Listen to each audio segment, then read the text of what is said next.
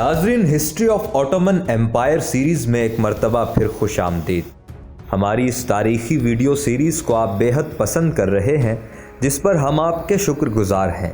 عثمان غازی کا خواب تو مکمل ہو چکا تھا اور اس کی اولاد نے ایشیا اور یورپ میں اپنی سلطنت کے جھنڈے گاڑ دیے تھے، مگر اب اس عروج کو زوال آتا جا رہا تھا۔ اس سیریز کی 15ویں قسط میں ہم نے آپ کو سلطان مصطفیٰ اول کے 2 مرتبہ اقتدار میں آنے کی داستان سنائی تھی، اور اسی قسط میں ہم نے سلطان عثمان ثانی کا ذکر بھی کیا تھا۔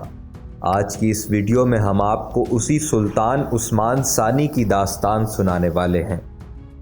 سلطان مصطفیٰ اول نے شاہی حرم کی حمایت کرنے کے لیے کیا اقدام کیا اور جنسریز سے اس کی کیا لڑائی تھی، یہ سب آپ جان سکیں گے آج کی اس ویڈیو میں۔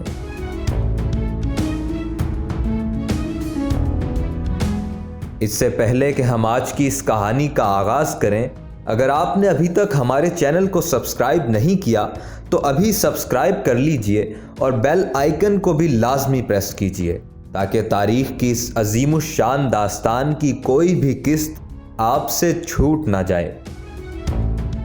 3 نومبر 1609 کو قسطنطنیہ کے توپ کاپی محل میں پیدا ہونے والے سلطان عثمان ثانی سلطان احمد اول کے بیٹے تھے، جن کی کہانی ہم آپ کو اس سیریز کی 14ویں قسط میں سنا چکے ہیں۔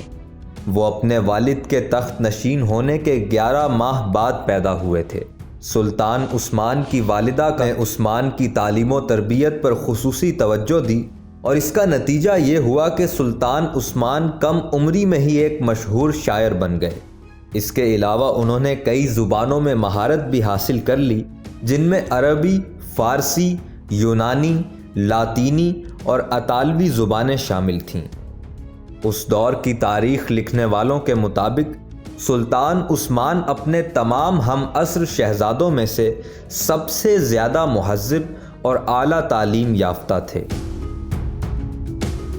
جیسا کہ اس سیریز کی 15ویں قسط میں ہم آپ کو بتا چکے ہیں کہ سلطنت عثمانیہ میں 14 پشتوں سے یہ روایت چلی آ رہی تھی کہ ہر سلطان کی جگہ اس کا بیٹا ہی تخت نشین ہوتا تھا، مگر سلطان احمد اول کے بعد ان کے بیٹے عثمان کی بجائے سلطان احمد اول کے بھائی مصطفیٰ کو تخت پر بٹھا دیا گیا۔ بعض مورخین کے مطابق اس کی ایک وجہ یہ تھی کہ حرم میں سلطان عثمان کی والدہ موجود نہیں تھیں جو ان کے لیے حرم سے درکار حمایت حاصل کر پاتی۔ وہ ممکنہ طور پر یا تو وفات پا چکی تھیں یا پھر اس وقت جلا وطن تھیں۔ عثمان ثانی کے چچا سلطان مصطفیٰ اول کے تخت نشین ہونے کے کچھ عرصہ بعد ہی اس کے خلاف بغاوت ہو گئی، اور اس کی جگہ 26 فروری 1618 کو سلطان عثمان ثانی محض 14 برس کی عمر میں تخت نشین ہوئے۔ اس کم عمری کے باوجود جلد ہی سلطان نے اپنے آپ کو ایک طاقتور حکمران کے طور پر منوا لیا۔ انہوں نے ایران کے صفوی حکمران سے امن معاہدہ کر کے اپنی سلطنت کی مشرقی سرحد کو محفوظ کر لیا۔ سلطان عثمان ثانی کی اصل کمزوری یہ تھی کہ شاہی حرم میں اس کی حمایت نہ ہونے کے برابر تھی۔ 1620 میں دائی خاتون کو قائم مقام والدہ سلطان کے طور پر مقرر کیا گیا، لیکن وہ حرم میں موجود مصطفیٰ اول کی طاقتور والدہ کی مخالفت کا مقابلہ نہیں کر سکتی تھیں۔ اگرچہ سلطان عثمان کے پاس ایک وفادار سیاہ فام خواجہ سرا تھا، جسے شاہی حرم میں خواجہ سراؤں کا چیف مقرر کر دیا گیا، لیکن یہ بھی کافی نہیں تھا۔ اس کے علاوہ سلطان کی اہلیہ عائشہ سلطان اگرچہ حرم میں موجود تھیں، لیکن اپنے شوہر کے حکمران ہوتے ہوئے وہ والدہ سلطان کا طاقتور منصب نہیں سنبھال سکتی تھیں۔ 1620 کے موسم خزاں میں اوزی بیلربی اسکندر پاشا نے ٹرانسلوینیا کے شہزادے بیلتن غبار کے خفیہ خط کو پکڑ لیا۔ اس عرصے میں سلطان عثمان ثانی بھی تجربہ کار ہو چکے تھے، اور اس واقعے کے بعد اس نے پولینڈ پر چڑھائی کرنے کا فیصلہ کر لیا۔ سردی، قحط اور برطانوی سفیر جان آئر کا دباؤ بھی سلطان عثمان ثانی کو اس ارادے سے باز نہ رکھ سکے۔ شدید سردی کے باوجود پولینڈ کے بادشاہ سیگسمنڈ کے سفیر کو بھی استنبول لایا گیا، حتیٰ کہ سلطان عثمان ثانی کی اپنی فوج اور جینسریز بھی اس حملے کے حق میں نہیں تھے، مگر سلطان ڈٹا رہا۔ سلطان نے مولڈویان میگنیٹ جنگوں کے دوران پولینڈ پر عثمانی فوج کے حملے کی ذاتی طور پر قیادت کی تھی، لیکن چوتین کی جنگ میں شکست کے بعد پولینڈ نے سلطان عثمان ثانی کو امن معاہدے پر دستخط کرنے پر مجبور کر لیا۔ ستمبر-اکتوبر 1621 میں سلطان عثمان ثانی واپس قسطنطنیہ آ گئے۔ انہوں نے اس شکست کا ذمہ دار جینسریز کی بزدلی اور اپنے سیاستدانوں کی نااہلی کو قرار دیا۔ 16 جنوری 1621 کو محل میں شہزادہ محمد کو قتل کر دیا گیا۔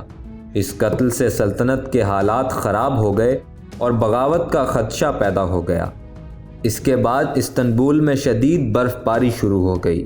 استنبول کے لوگ اس برف باری سے بہت زیادہ متاثر ہوئے اور شہزادے کے قتل پر وہ پہلے ہی بہت غصے میں تھے۔ اس کا نتیجہ یہ نکلا کہ شہر میں فسادات شروع ہو گئے۔ سلطان عثمان ثانی کے 4 سالہ دور اقتدار میں یہ سب سے بڑی قدرتی آفت تھی جس نے سلطنت کو متاثر کیا۔ 15 دن تک مسلسل برف باری ہوتی رہی اور گولڈن ہارن اور باسفورس جنوری کے آغاز سے ہی فروری کے اختتام تک برف سے ڈھکے ہوئے تھے۔ اس وجہ سے سلطنت کی معیشت کو بھی نقصان پہنچا اور قحط کی صورتحال پیدا ہو گئی۔ جینسریز کی بڑھتی ہوئی سرکشی سے پریشان سلطان عثمان ثانی نے ان کی کافی شاپس بند کروا دیں جہاں بیٹھ کر وہ حکومت کے خلاف سازشیں کرتے تھے۔ اس کے علاوہ سلطان نے ایک نئی اور زیادہ وفادار فوج بنانے کا ارادہ بھی کر لیا۔ اس نئی فوج کے قیام کی بھنک جو ہی جینسریز کو پڑی تو انہوں نے سلطان کا تختہ الٹ دیا۔ جینسریز نے محل میں گھس کر سلطان عثمان ثانی کو گرفتار کر لیا اور اسے استنبول کے ایک قلعے میں قید کر دیا۔